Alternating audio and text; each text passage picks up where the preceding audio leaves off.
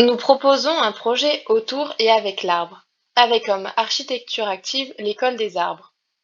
Notre travail et le diagnostic collectif nous ont conduit à formuler une problématique qui interroge comment penser le projet avec et pour le territoire. Colobrières est un territoire caractérisé par une forêt au sous-sol cristallin spécifique, mais fragilisé par l'abandon des savoir-faire, les changements climatiques et les risques incendies. Elle fait face à différents enjeux climatiques, environnementaux, écologiques et sociaux, qui nous ramènent toujours à l'arbre. Peut-être est-ce la clé de l'avenir du territoire.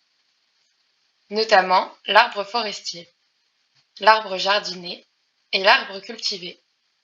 Ces arbres, qui appartiennent à des milieux particuliers, constituent différents conflits et opportunités caractérisant la commune. L'arbre forestier est aujourd'hui en contact du bâti, à cause de la déprise agricole et l'étalement urbain, ce qui représente un danger d'incendie. Alors qu'une lisière, composée de champs, puis de vergers et enfin d'une forêt jardinée, permettrait de prévenir ces risques en mettant la forêt à distance. L'arbre cultivé, comme d'autres cultures, est menacé par la sécheresse et l'appauvrissement des sols, alors que l'agroforesterie et l'adaptation des essences permettraient d'être plus résilients face à ces menaces. L'enjeu de la transition passe donc par une reconnaissance des rôles de l'arbre sur le territoire et de ce que l'être humain peut lui apporter pour finalement prendre conscience des relations entre les humains et les arbres. C'est pour cela que nous proposons un scénario pour apprendre, vivre et penser l'avenir avec l'arbre et que nous créons l'école des arbres. Pour ce faire, notre scénario se déroule en plusieurs temps et actions. Une prise de conscience et rencontre des acteurs pour faire projet commun autour de l'arbre. Une pratique du territoire par des parcours de sensibilisation au rôle des arbres. La création d'un parc de la lisière comme bien commun pour se nourrir et se protéger. La construction d'une architecture active, l'école des arbres, pour entretenir, sensibiliser et expérimenter. La mise en réseau et l'appropriation à l'échelle communale jusqu'à l'échelle régionale de l'école. Une première étape permettra une prise de conscience grâce à la pratique du territoire. Il s'agit donc de développer des parcours s'appuyant sur des sentiers de randonnée existants pour vivre et découvrir les différents types d'arbres et les savoir-faire liés. On pourra donc se promener à l'arboretum, discuter autour de châtaigneraies, observer la canopée, cheminer dans les vignes, échanger avec un artisan du liège ou enfin visiter les oliveraies. Cette prise de conscience se traduit dans une deuxième étape par une prise de soin. Nous venons créer une lisière comme bien commun pour se nourrir et se protéger. Aujourd'hui, la forêt est dense et la lisière inexistante. Nous l'éclaircissons par une coupe raisonnée créant une ressource de bois locale. Nous mobilisons ensuite des acteurs pour développer une lisière nourricière et praticable. Et à long terme, la lisière est entretenue par les habitants et le pastoralisme. Dans notre scénario, nous proposons comme point de départ de la lisière l'aménagement d'un parc expérimental et modèle pour l'avenir. Il se situe au sud-ouest du village, sur d'anciennes terres agricoles, que l'on vient réactiver.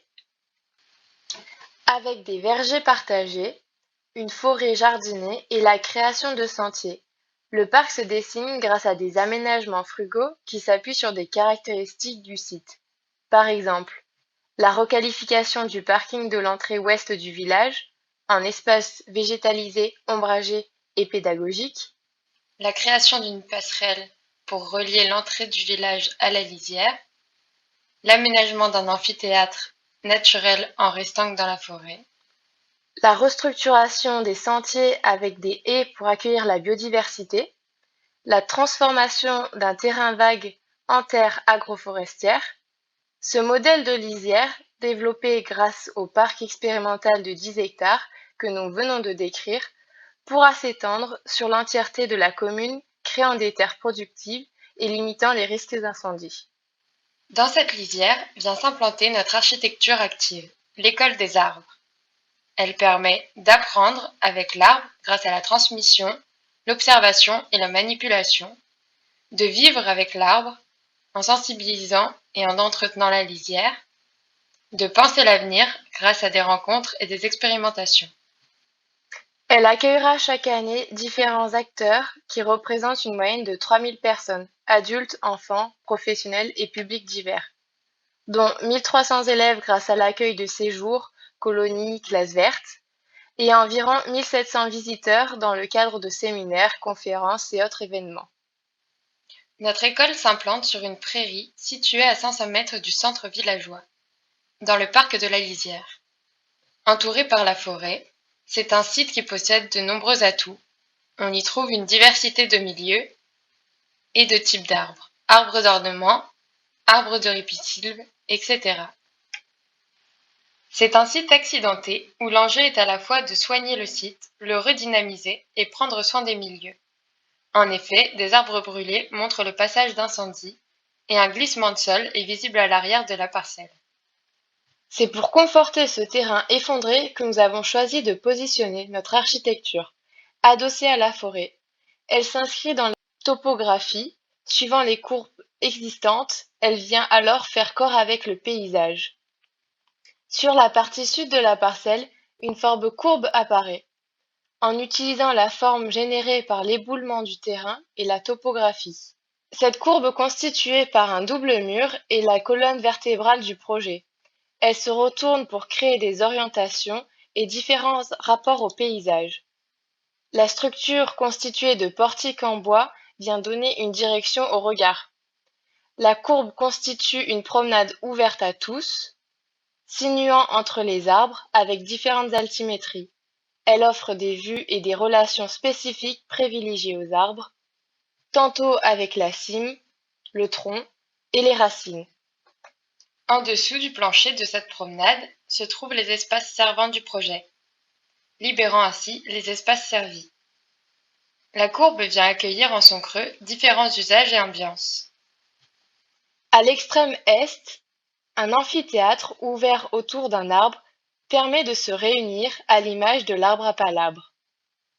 À la suite de l'amphithéâtre, une mare créée en fente Thalweg stocke l'eau et offre un nouvel écosystème. Autour de ce bassin, une esplanade ouverte sur le paysage accueille des activités extérieures. Cette promenade accueille dans ses courbes des espaces qui permettent d'habiter la forêt. Les espaces de nuit se tournent vers la forêt et invitent à la contempler, et le jour, les activités se tournent vers la clairière et le village.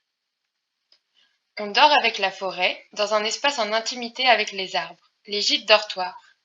Ici, le double mur de 1,50 m accueille des salles de bain, les espaces de stockage et les sanitaires. Les fenêtres offrent un cadrage singulier renforçant ce lien intime à la forêt.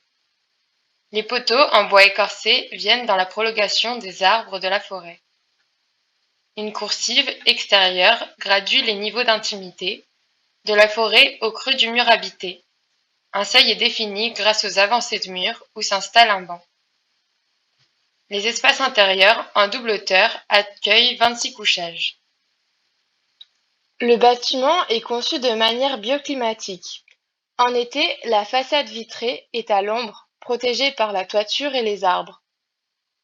L'air est rafraîchi par l'évapotranspiration des arbres, entre dans la pièce grâce à des fenêtres pouvant rester ouvertes jour et nuit, protégées par des persiennes fixes. En hiver, la chaleur du soleil est emmagasinée par le sol et les cloisons en terre, qui apportent de l'inertie à la pièce. L'eau de pluie est récupérée dans une cuve souterraine permettant d'alimenter les douches. Et la pente naturelle de la rampe conduit l'eau jusqu'à la mare.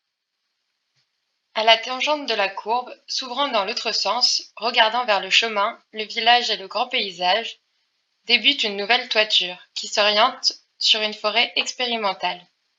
Cette toiture couvre une salle commune, des ateliers et laboratoires. Ce sont des espaces modulables et réversibles, pouvant évoluer dans le temps et s'adapter aux besoins des usagers et de la commune. Orienté nord, une lumière diffuse rappelle l'ambiance de la forêt. Les ateliers sont desservis par une coursive dégagée, en rapport direct avec la forêt d'expérimentation. À son opposé, le double mur permet de créer des espaces de stockage pour les ateliers et un mur bibliothèque. En été, les ateliers sont ventilés par le même système d'ouverture traversant que dans le gîte. De plus, un puits provençal permet de rafraîchir les espaces. En hiver, le puits les préchauffe et des poêles à bois viennent en complément. À l'arrière des poêles, les murs sont en terre plus épais, servant de murs capteurs qui diffusent lentement la chaleur. L'eau de pluie est guidée vers les espaces plantés devant les ateliers pour les arroser. L'ensemble du bâtiment est donc conçu pour vivre en été comme en hiver, aussi bien dedans que dehors. Il utilise des systèmes passifs adaptés aux usages et fonctionne grâce aux visiteurs qui seront alors sensibilisés. L'architecture participe donc à la pédagogie et l'expérimentation.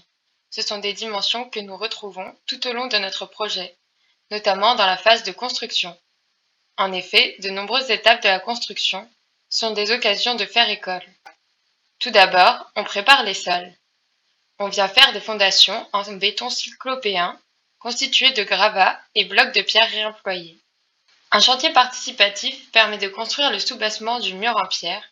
Ce sont des pierres issues de déconstruction de bâtiments et de carrières locales. Il constituera la colonne vertébrale du bâtiment et accueillera la biodiversité. Les dalles en béton de chaux et chaux-chanvre sont ensuite coulées. Les poteaux écorcés faits à partir des arbres sélectionnés lors de la création de la lisière sont montés. Ce sont des poteaux issus de différentes essences d'arbres endémiques permettant de faire pédagogie et rappelant la diversité de la forêt. La charpente en bois lamellé collé, issue de petites sections de bois local, est assemblée par des apprentis charpentiers varois.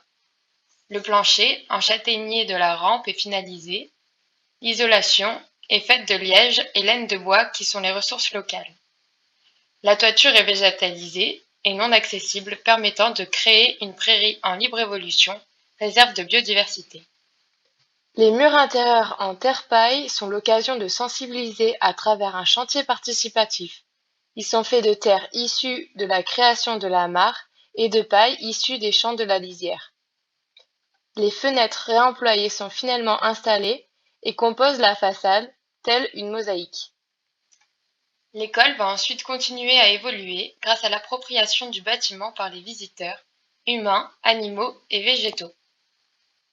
Cette école est donc une école construite avec des matériaux locaux qui permettent de redynamiser le territoire tout au long de son évolution. Finalement, cette architecture constitue un lien qui permettra de relier les êtres humains à l'arbre et inversement, car elle est faite pour eux, avec eux et par eux.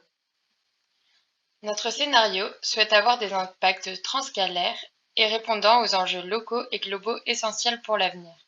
À l'échelle de la commune, avec nos actions et les acteurs, à l'échelle du massif, avec les écoliers collégiens et lycéens qui viennent séjourner à l'école, et même à l'échelle de la région, avec la mise en réseau de notre école, avec des instituts autour de l'arbre.